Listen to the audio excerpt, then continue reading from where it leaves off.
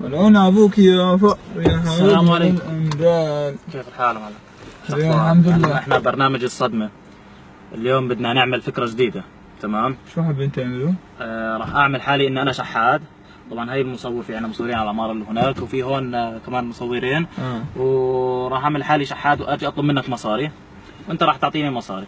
بعدين تمشي بتحرك حالك شوي، راح واقفك المخرج والمصور، وحابين نعمل هاي الفكرة عشان نبين انه الجانب الانساني عند الناس، انه لسه الناس فيها خير. تمام؟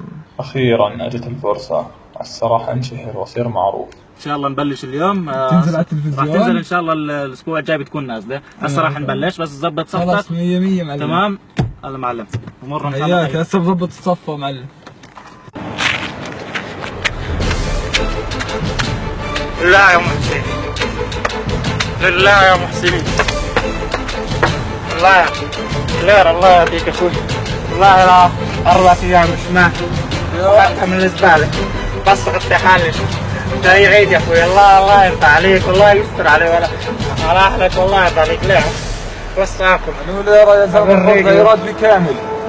والله ما ينعز عليك. الله يا رب يا رب يفرج عليك. الله ياخذك. يا الله بركضات. ايه وين المخرج؟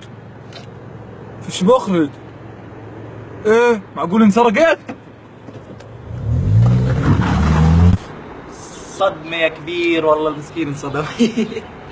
نشوف لنا واحد ثاني ونطلع لنا الاحتياط خليه من شهره.